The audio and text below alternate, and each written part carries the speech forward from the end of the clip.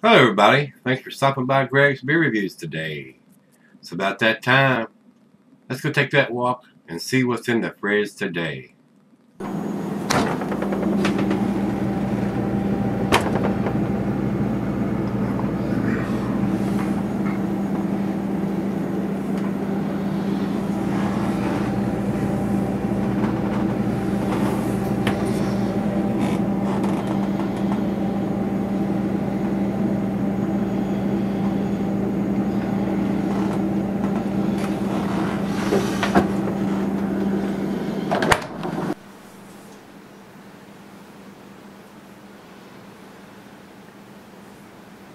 Hey everybody, welcome to Gregsbeerreviews today. Thanks so much for stopping by. I do appreciate it. Yeah, I do. Alright guys, today's beer, we did one of these guys' beers yesterday. This is Drekker Brewing Company. This is their Clueless Wonder. This is at 8.3, I think it says here on Beer Advocate, and 8.3 on Untapped also. It says malt, pale, two-row, oats, carafoam, and spelled. I think that's pretty close to what we had yesterday from them. Mosaic, on the hops, Mosaic, Citra, Adzica, Cashmere, Lemon Drop, 007, and Huel Melon. So a lot of hops in this one, guys. 1, 2, 3, 4, 5, 6, 7 different hop varieties here, and the yeast is their house IPA yeast on it. And again, it's got a very colorful graphic artwork on the can. Very eye-catching, and got some kind of demon ghoul on there with a couple tombstones on there. And again, I don't see any evidence of ABV on it, so I don't know. Maybe they're trying to reuse the labels over and over from batch to batch and not be concerned about having the wrong ABV printed on it. But I do not see anything on this one either. And underneath of it, it said it was canned on January 26th of 22. And it does say double IPA, so you know you're probably getting at least a 7.5% or bigger. In this case, it looks like it's 8.3. So, with that being said, let's jump over to Untapped Clueless Wonder, a double IPA brew with Mosaic, Citra, Adzica, Cashmere, Lemon Drop, 007. Huel Melon is an offering to our favorite presumptuous wannabe cosmopolitan hacks out there. It's super soft and smooth with big notes of melon, peach, and candied lemon. Big, delicious, and unsophisticated as they come.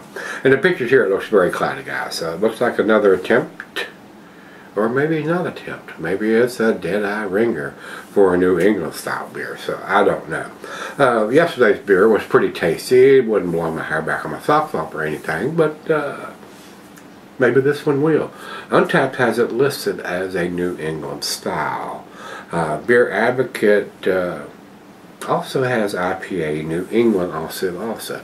It's not claiming that on the can though, so I don't know what to tell you there, guys. We got the date and we know the ABV now on it, so it just, that would be the only reason I would think that they don't have that information on there, is they're reusing the labels over and over and over again, and the ABV could change slightly.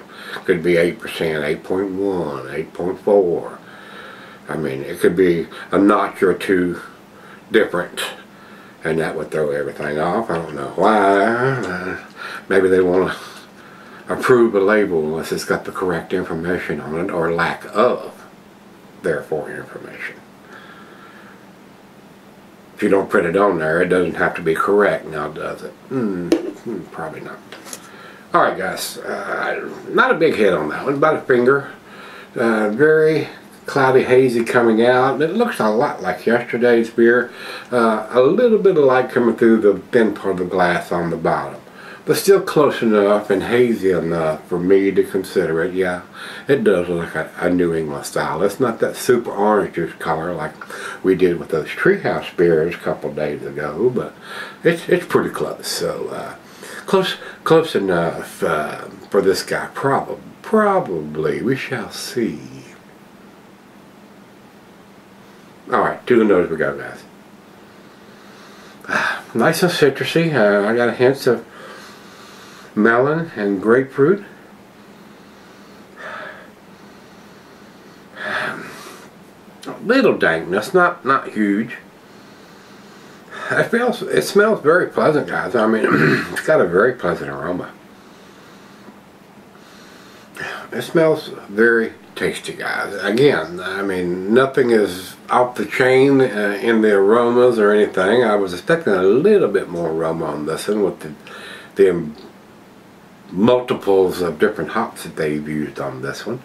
A few more than the one we had on yesterday from them. Smells good, guys, so I'm going to dive in. I'm going to jump right in. Cheers.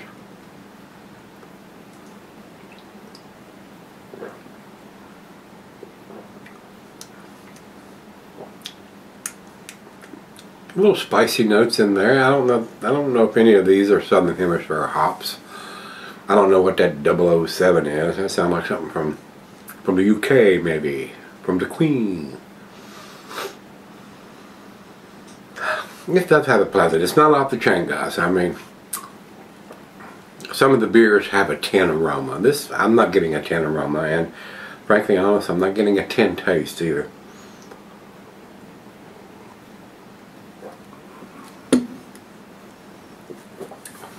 Another double IPA with a unique taste to it. And I have those occasionally. I had one several reviews ago.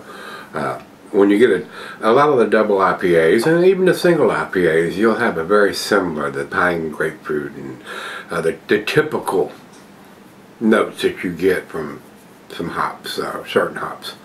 And some of them have a unique, even though they're using those hops or some of those hops, you don't get, or you get something different, a unique taste, a unique flavor that your tongue is getting, and that's what I'm getting on this one.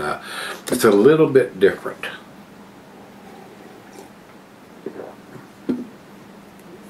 And that's probably where they're going. I mean, the craft beer scene has evolved to that. I mean, we've made this base beer with these malts, and we made this base beer with these, I mean not malts, but with these hops. The malts change everything depending on what different hops you use and what different malts you use. So just by changing one ingredient, it could taste a little different. And for all the different malts that you use or the additions, I mean, that's, if you got a 2 malt recipe and you add another malt, make it a 3, or change the quantities, or all that's going to influence the color and ABV and all that stuff. So it's an ever-changing game. It's unlimited, the amount of combinations of hops and malts that you could produce a beer, and that's why we get different stuff every single day. So I'll try to review everything that's made in this world today. Would be good. I couldn't have probably a team of 100 to sample everything that's brewed and released nowadays. So it's what it is there. So let's put the back end pour in there, and we're gonna go sip on it. And I'll be right back. Alright guys, I'm back. A little bit of lacing, like not awesome or super heavy. But still a tasty beer, guys. A little on the thin looking side on the appearance. I mean, now that I'm in the last part, guys, I can see a little bit of light through there, but to me it is barely into the New England style. I hate to say barely, but it fits the style. It fits the style.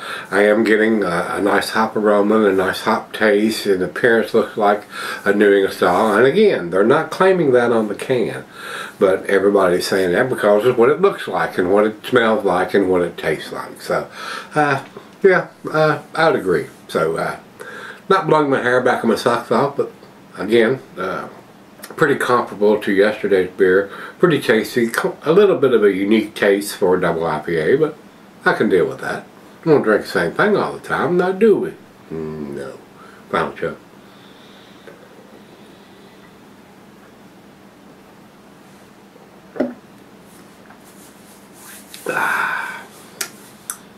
Very delicious, very easy drinking, very well made beer, guys.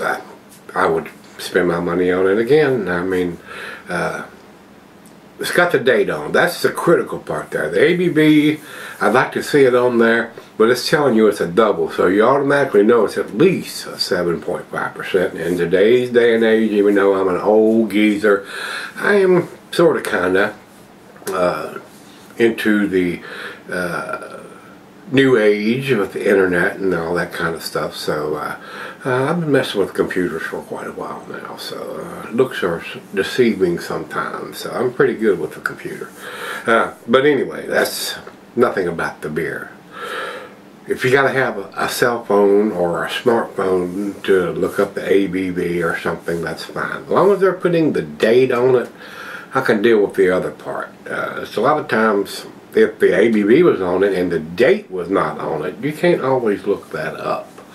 They're not going to tell you when it was put in the can a lot of times on their website. So if I have to look at their website, I'd like to have to look at it for the ABV maybe, instead of the canned on date. I mean, I want to see that on there. So, and that made a big decision on me when I went back out there the last time.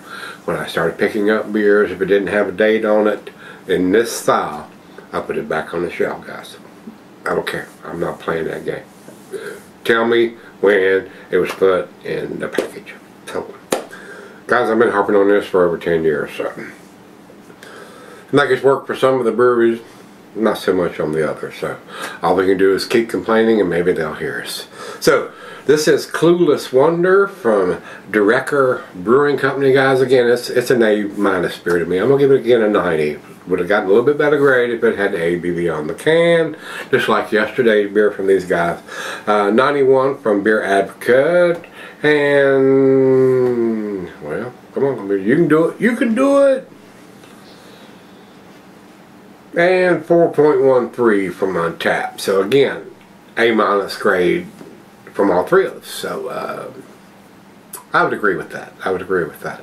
Might have got a couple notches better, but it probably wouldn't got to the solid A category, even if it had the ABV on it. But, you know, a 93 or a 4 is better than a 90. So, I mean, give us that information, guys. We got to have it. This guy does anyway. Well, I don't have to have it. Like I said, I do have a smartphone.